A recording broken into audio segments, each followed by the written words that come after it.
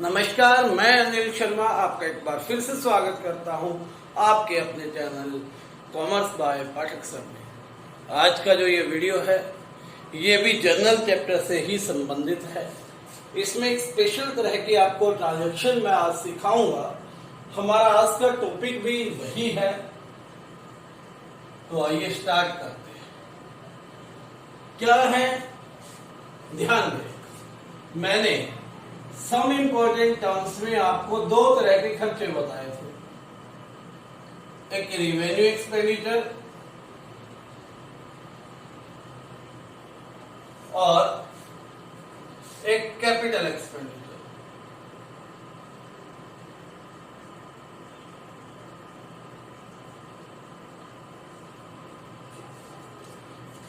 Revenue expenditure वो खर्चे होते हैं जो रिपीट्स एवरी ईयर,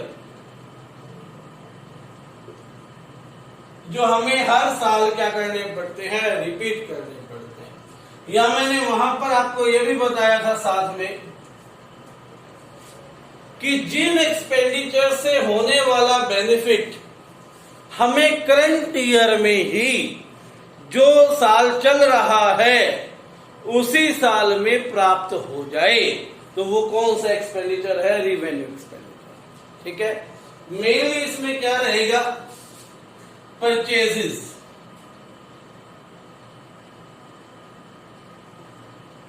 ठीक है, और भी बहुत सारे हैं, लेकिन यहां अभी आप यही याद रखें आज के टॉपिक के अकॉर्डिंग परचेजेस। कैपिटल एक्सपेंडिचर वो खर्चे हैं जिन एक्सपेंडिचर से होने वाला बेनिफिट आने वाले कई सालों तक मिलता रहता, जैसे purchase of building, purchase of land, purchase of furniture, purchase of machinery, purchase of office equipment etcetera. ये खर्चे आप कभी कभी, हर साल इनको रिपीट करने की जरूरत नहीं है, क्योंकि इनका बेनिफिट जो है लगातार आपको मिलता रहता है। ठीक है, लगातार क्या रहता है, आपको मिलता रहता है कई सालों तक। लेकिन परचेज ऑफ गुड्स जो है वो आप एक ही साल में पता नहीं कितनी बार खरीद लेते हैं, डिपेंड्स अपॉन द डिमांड। ठीक है, डिमांड पे डिपेंड करती। तो अब इस पे कुछ एक्सपेंडिचर करते हैं, एक्सपेंस होते हैं। जैसे परचेज की, तो साथ में इसको खरीदने गए थे, ये सामान लाए तो कैरेज होगा।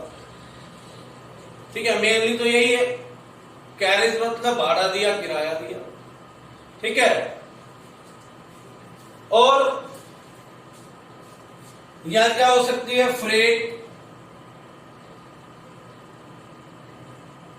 फ्रेट क्या होती है, ढुलाई का भाड़ा। जैसे आप होलसेलर के पास से या प्रोड्यूसर के पास से बहुत बड़ी मात्रा में उठाकर माल ले आए ट्रक में, लेकिन दुकान के सामने ट्रक लग जाने के बाद वो अपने आप उठ के आपकी दुकान तक नहीं जाता, उसके लिए भी आपको मजदूर लगाने पड़ते हैं, और वो मजदूर क्या लेते हैं, फ्रेट लेते हैं। तो क्लियर होना चाहिए। ये जब इनको लगाते हैं तो इनमें क्या क्या खर्चे आएंगे, सेम कैरेज, ये सेम रहता है।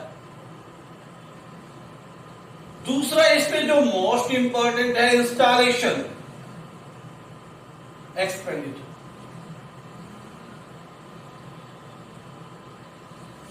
ठीक है, लैंड खरीदी है तो रजिस्ट्री,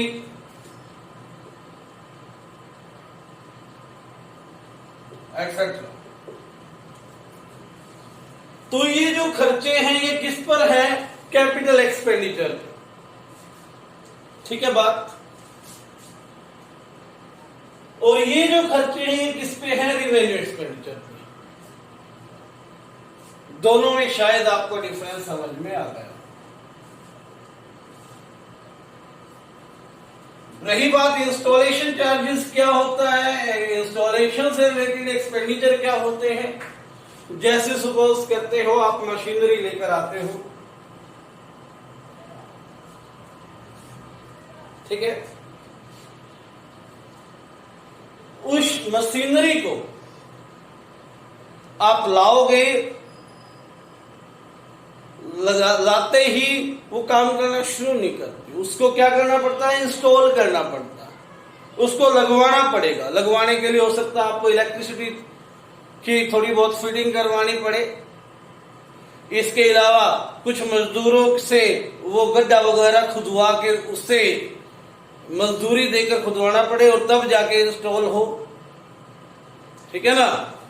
जैसे फॉर एग्जांपल हम एक और एग्जांपल ले सकते हैं, जब आप एक एलसीडी या एलईडी खरीदते हो, टीवी खरीदते हो, तो वो आपको सिर्फ टीवी देता है। आप घर आते हो, इंस्टॉलेशन के लिए वो अलग से बेचता है। उस टाइम आपने टीवी खरीदा तो उसी में इंस्टॉलेशन की वैल्यू उसने ऐड कर ली थी, ठीक है। अगर आप वहां से सर्विस सेंटर से नहीं बुलाते तो आसपास से अगर इंस्टॉलेशन के लिए कोई आपने मैकेनिक बुलाया है तो आप उसको 100-200 रुपए दोगे। अब इन दोनों का डिफरेंस करने का मोटिव क्या है, इसमें ये सारे के सारे कैपिटल प्लस हो जाते हैं और ये भी क्या है, कैपिटल एक्सपेंडिचर। मान लीजिए आपने मशीनरी खरीदी है 1 लाख की,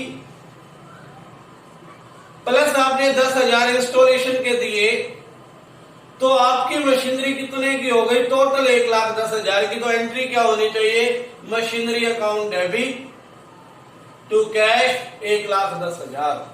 क्या एंट्री होगी, machinery account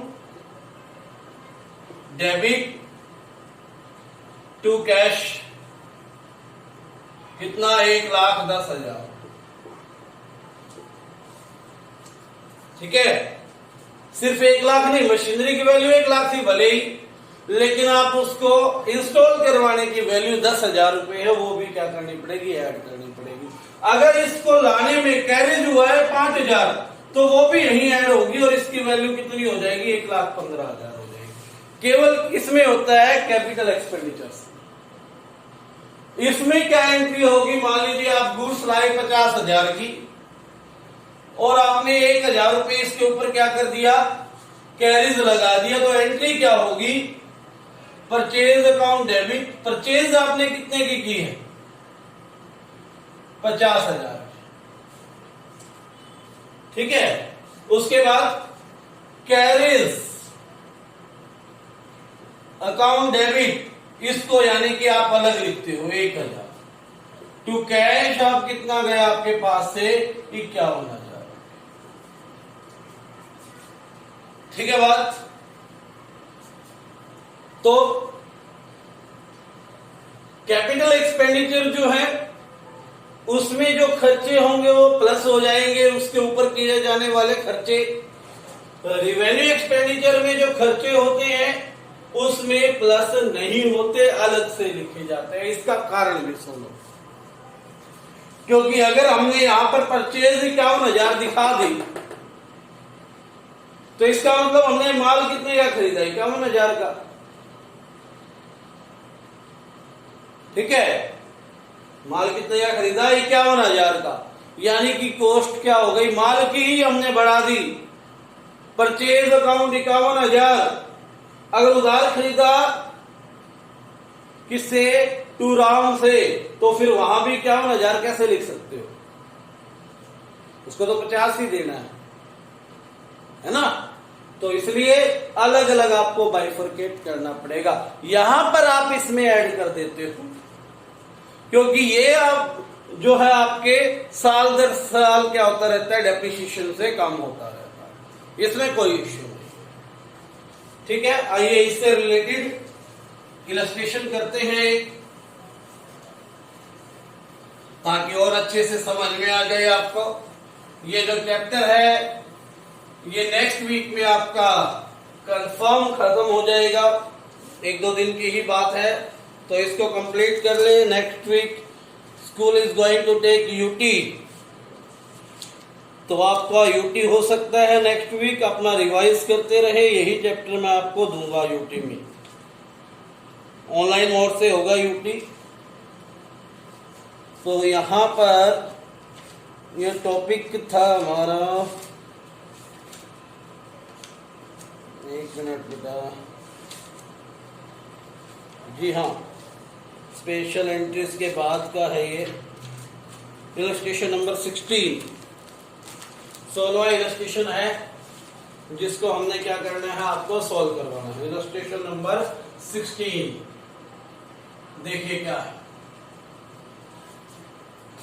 date,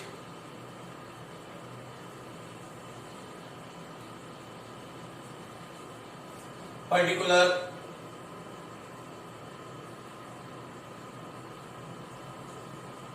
laser folio, debit amount, credit amount, बंद करते हैं इसको ऊपर से। यहां पर डेट नहीं दे रखी, 1 2 3 4 एंट्री दे रखी, तो आप भी वही मेंशन करते रहेंगे। क्या कहता है, बॉट गुड्स, क्या खरीदा, गुड्स। तो गुड्स खरीदी तो कैसी है, रिवेन्यू एक्सपेंडिचर। तो रिवेन्यू एक्सपेंडिचर में खर्चे प्लस नहीं होते, मैंने अभी अभी समझाया था आपको। किससे खरीदे, नीलेश से। 50,000 रुपए की खरीदी, 1,000 रुपए कैरेज, 50,000 की परचेज थी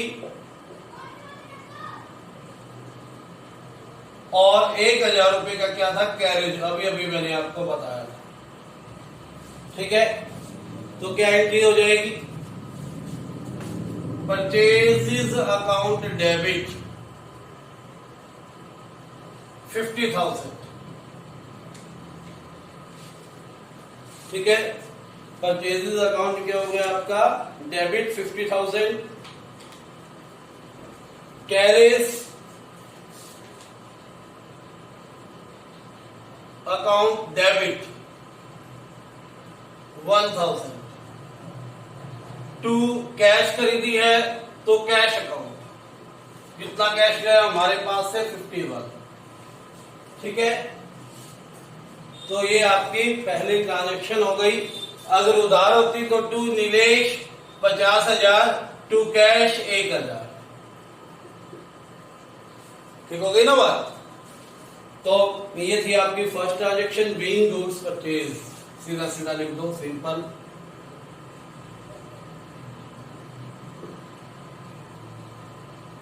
उसके बाद है paid to Sita 9650 in full payment of her dues 10,000। Sita को 10,000 रुपए देने थे, हमने पे किए टू कैश 9,650। बाकी हमें क्या मिल गया, डिस्काउंट मिल गया, डिस्काउंट रिसीव्ड अकाउंट कितना, 350। बहुत आसान। उसके बाद third entry, payment made in full settlement लिख देंगे, payment made in full settlement. Third entry क्या है, परचेज द मशीनरी, मशीनरी खरीदी। ध्यान देना, मशीनरी क्या है, आपकी कैपिटल एक्सपेंडिचर है, और कैपिटल एक्सपेंडिचर से रिलेटेड सारे खर्चे इसी में प्लस होते हैं। टॉपिक करने से पहले, सवाल करने से पहले टॉपिक में मैं आपको बता चुका हूं। मशीनरी थी 3 लाख की, 25,000 रुपए हमने वेजेस पे किए इंस्टॉलेशन के। ठीक है, 25,000 रुपए क्या किए, वेजेस पे किए। तो मशीनरी में ऐड हो जाएंगे कितना, 3 लाख रुपए थी प्लस 25,000 रुपए इंस्टॉलेशन, ऐड करके दिखाते हैं कैपिटल एक्सपेंडिचर्स में। 3,25,000 टू कैश कितना, 325। नरेशन में लिखना चाहे लिख सकते हैं बीइंग मशीनरी परचेज, वरना यहां भी मशीनरी परचेज लिखोगे, एंड कैरेज पेड ऐसा भी लिख सकते हैं। ठीक है, या वेजेस पेड, या सीधा सीधा लिख दो मशीनरी पेड, तो भी आपका मशीनरी खरीदी है, परचेज की है, तो भी आपका क्वेश्चन सही है। फोर्थ, क्या किया उसने? ब्रिक्स। ब्रिक्स क्या होती है? ईंटें 15 लाख की, टिम्बर 10 लाख, ठीक है। परचेज किए बिल्डिंग बनाने के लिए, payment made by cheque, payment की चेक से। तो देखिए ये बिल्डिंग बनाने के लिए सामान खरीदा है, तो हमारे लिए क्या हो गई? है बिल्डिंग हो गई। बिल्डिंग अकाउंट डेबिट कितना हो गया? 15 10 25 लाख। टू कैश कितना हो गया? 25 lakh. Being construction material purchased for building. Fifth transaction, एक ओल्ड मशीनरी खरीदी, पुरानी मशीन खरीदी है। ध्यान देना अब यहां पर मशीनरी पुरानी हो या नहीं हो, है कैपिटल एक्सपेंडिचर। हमें लगा कि वो हमारे काम की है, तभी हमने खरीदी है। मशीनरी खरीदी थी 1 लाख की, 5,000 रुपए हमने कैरेज दिया, यानी कि इसको खरीद के लाए, कैरेज हो गया 5,000 रुपए, और उसको तुरंत 20,000 रुपए लगाकर रिपेयर करवाया गया, यानी टोटल 1,25,000 रुपए क्या हो गई? मशीनरी की आपकी वैल्यू हो गई। और entire payment is made by cheque, पूरी की पूरी पेमेंट जो है किसके द्वारा की गई? यहां कर देता हूं साइड में, machinery account debit, machinery account debit 1,25,000, इसका total two bank account 1,25,000। Simple question, कोई प्रॉब्लम नहीं, कोई इश्यू नहीं। उसके बाद पेड 2,500 रुपए for repairing the office furniture, office furniture को रिपेयर करवाया है।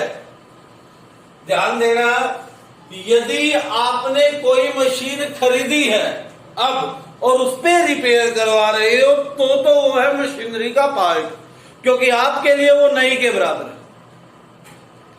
अब पहले से जो मशीन है उसको आप रिपेयर करवा रहे हो, तो वो मशीनरी का पार्ट नहीं, तो वो खर्चा है आपका रिपेयर। ये चीज याद रखना है। टाइम ऑफ रिपेयर, रिपेयर कब की गई ये डिसाइड करेगा कि आपने उसको मशीनरी में ऐड करना है या फिर रिपेयर से एंट्री करनी है। अगर खरीदते ही आपने रिपेयर की है, पुरानी मशीन खरीदी तभी आपने रिपेयर की, तो वो क्या है? आपकी मशीनरी का पार्ट है। अगर ऐसा नहीं है, उसने मशीनरी, लगी हुई मशीनरी 2-3 साल हो गए, उसके बाद रिपेयर करवाई है, तो वो आपकी रिपेयर है। ऐसी ही छठी एंट्री है कि ऑफिस का फर्नीचर जो है उसको रिपेयर की जरूरत थी, हमने रिपेयर करवा दिया, ऑफिस फर्नीचर को रिपेयर करवाया 2,500 रुपए। अब ये नया नहीं खरीदा था, यानी कि खरीदा नहीं था, ये तो पहले से एग्जिस्टिंग है, तो इसको क्या लिखेंगे? Repair account debit. अगर ये खरीदा होता, ये कहता भाई अभी अभी खरीदा है और उस पर रिपेयर लगी है, तो फिर होता office furniture account debit to cash. ठीक है, अब अभी नहीं खरीदा, ये पहले से ही मौजूद है, उस पर रिपेयर की है, तो repair account debit to cash account कितना हो गया? 2,500। तो ये था क्वेश्चन नंबर आपका, इलस्ट्रेशन नंबर 16। यहां पर आपके लिए होमवर्क है आज का, मैं बता दूं।